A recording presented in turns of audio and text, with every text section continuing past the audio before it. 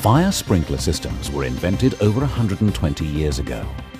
Since then, several 100 million sprinkler heads have been installed throughout the world.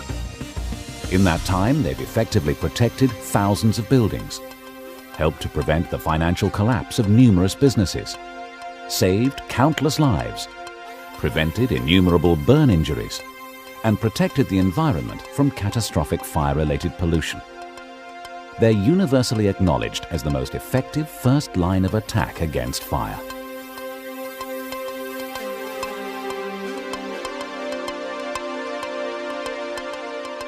The world's first rules for the design and installation of automatic fire sprinklers were written in the UK by John Wormald in 1885. Fire sprinkler systems in the UK are generally designed in accordance with British Standard 5306 Part 2 and, in some instances, Loss Prevention Council (LPC) rules for automatic sprinklers. American rules may sometimes be used, being Factory Mutual or National Fire Protection Association. Sprinklers are designed to cope with the fire risk presented by each individual building and may also be specifically configured to save lives. Water still remains the most effective firefighting medium available. Sprinklers will deliver water right into the heart of a fire during its early stages through a specially designed sprinkler head. Sprinkler heads are unique. They automatically detect a fire, discharge water right into the seat of the blaze, and operate a local alarm.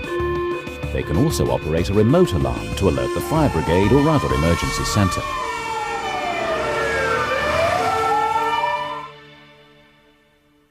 A typical sprinkler head comprises a threaded body to connect to pipework, with a valve seal to hold back the water.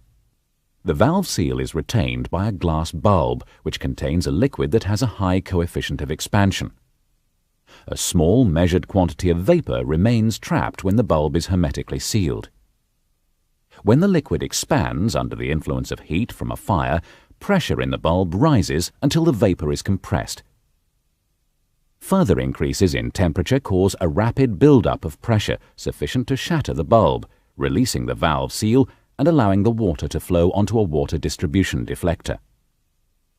This results in an even distribution of water droplets in a predetermined pattern over the fire. Sprinkler heads are available in a variety of operating temperatures, which are identified by the color of the bulb. The specifier has a vast array of sprinkler heads available to him. Each type of head is designed to cope with different fire risks, different operating temperatures, and different operational requirements. The British Standard defines fire risks as light hazard, ordinary hazard, or extra high hazard. Generally, as the hazard increases, so does the water discharge or density discharge.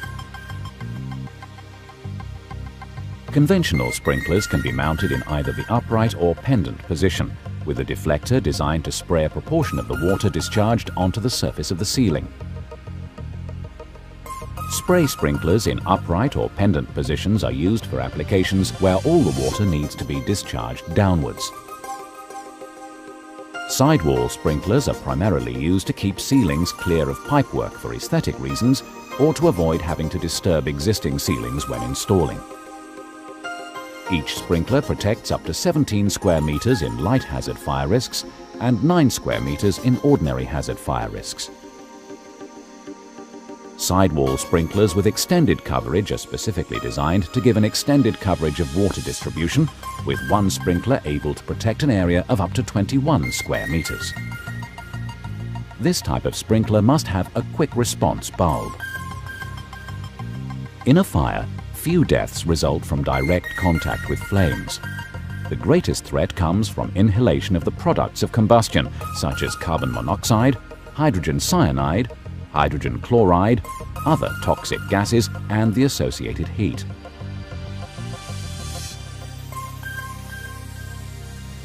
The reaction time of quick response sprinklers minimizes the life-threatening levels of toxic gases and temperatures.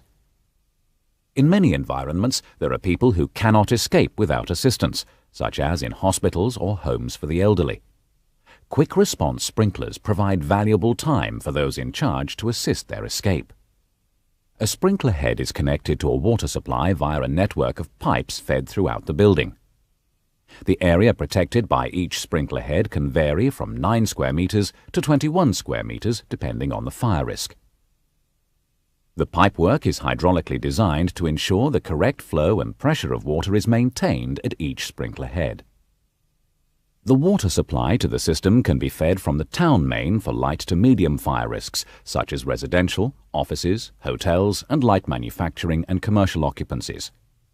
For high fire risk areas, such as heavy manufacturing and warehouse storage, a pumped supply from a water storage tank or reservoir is normally necessary.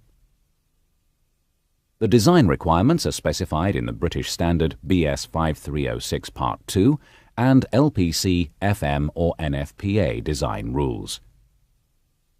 A control and alarm valve automatically delivers the flow of water to the sprinkler heads. There are generally 5 types of sprinkler system that all require different valve arrangements. A wet system is where the pipework is permanently charged with water and used to protect premises where temperatures are unlikely to fall below freezing point. Where the ambient temperature may fall or be below freezing point, the presence of static water in the sprinkler pipes is clearly undesirable.